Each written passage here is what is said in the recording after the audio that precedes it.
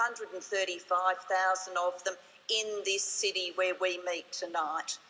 The Help the School Kids bonus has provided to over 115,000 families in this region. The women I meet who get to keep more of their pay to support their family because they don't pay tax anymore and government pays more of their childcare costs than ever before.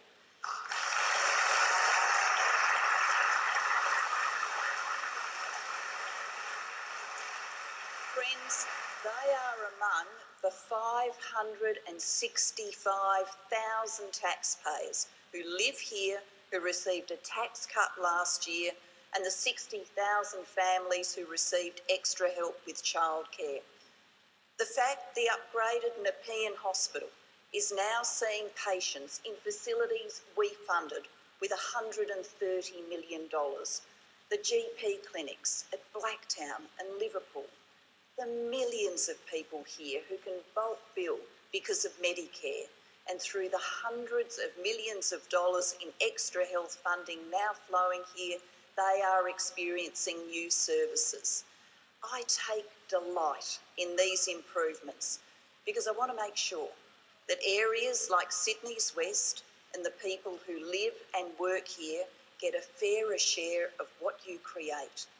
You deserve it because of your work and your endeavour, your care for your kids, families and communities, your determination to knuckle down and do the right thing. This is what drives us as a federal government today and every day. Put simply, we do not accept that other suburbs come first and you come second.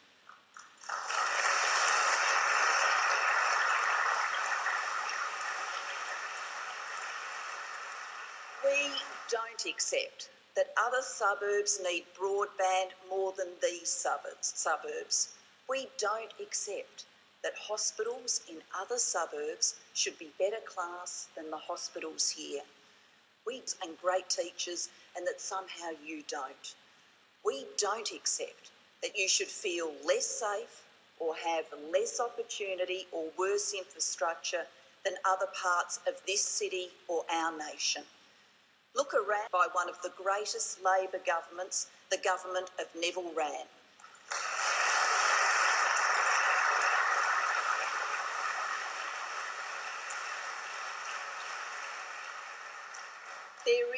There could be no greater example of our Labor faith, of the substance of the things Labor hopes for in Sydney's West than this place itself.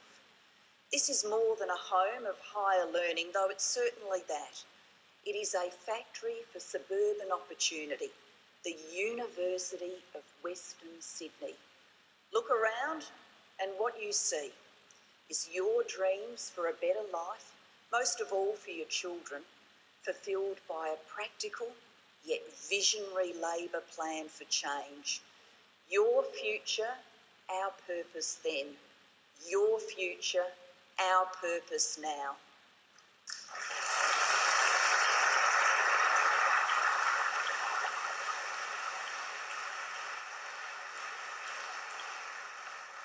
Friends, we won't promise you the sun, the moon and the stars.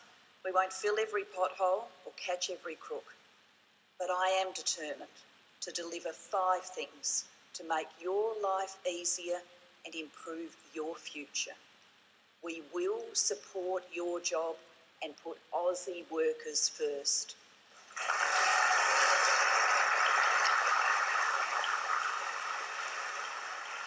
We will bring high-speed broadband to your business and to your home.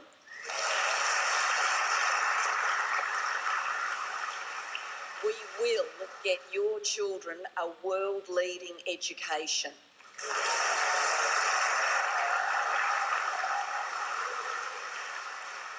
We will ensure you against disability and keep improving health.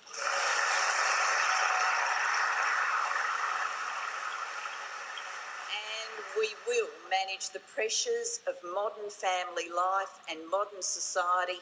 You need help with that and we will provide it.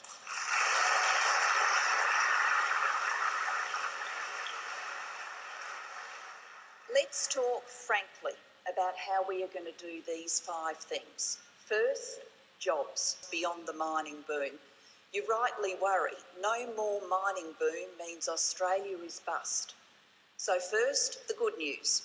The mining boom isn't going away anytime soon. We haven't even reached the peak of the investment phase yet, the peak of new money coming on stream to build new projects.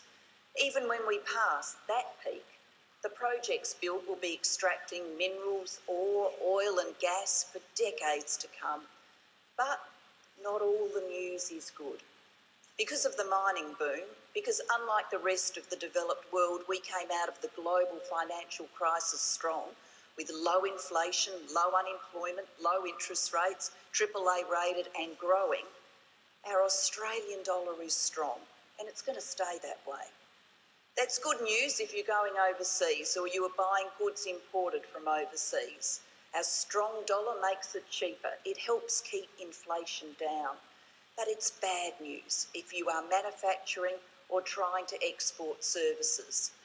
Our strong dollar literally means our customers overseas need to spend 50% more than they used to buy Australian. Now, common sense tells you that if people are going to pay half as much again for something than they pay, being the innovators, being the smart ones, the ones smart enough to come up with the new goods and services the world wants and can only get from us, or being so incredibly good at what we do that our services and goods are such high quality that they are worth the premium price. This is the story across the whole of our nation, but the businesses and exporters of Sydney's West feel the pressure of the high Aussie dollar more than most. This is a manufacturing region. Sydney's West represents about a third of the city's economy and about a half of the city's manufacturing output. This is also an exporting region. The West is a strategic hub for goods produced around the country, and transport and logistics is the 3rd largest industry in this region. So this is the region. You are the people who are going to be charting the way, showing us how to innovate, to be unique, showing us how to deliver superb quality. If we can do this together, then our opportunities beyond the mining boom are huge. By 2030, our region of the world will be home to 3.2 billion middle-class consumers, the world's biggest middle class. They are exactly the kind of people prepared to buy the best and with the money to do it. They are examples of this growth. I want Sydney's West to come up a winner, and you have the natural advantages to do so. This is the most socially and ethnically diverse region in the nation, in a century when we must know the languages and cultures of our customers and competitors like never before. So let's go and get that work, seize that opportunity, create those jobs.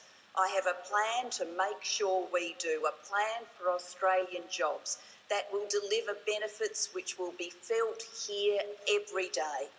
A plan to support your industries, to increase exports and win business overseas, especially by helping them innovate.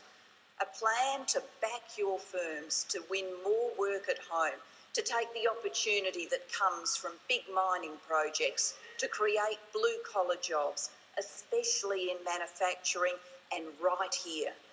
A plan to help your small businesses grow, to support home businesses, contractors and the self-employed, because being your own boss is the dream of so many working people. Of course, there's another path.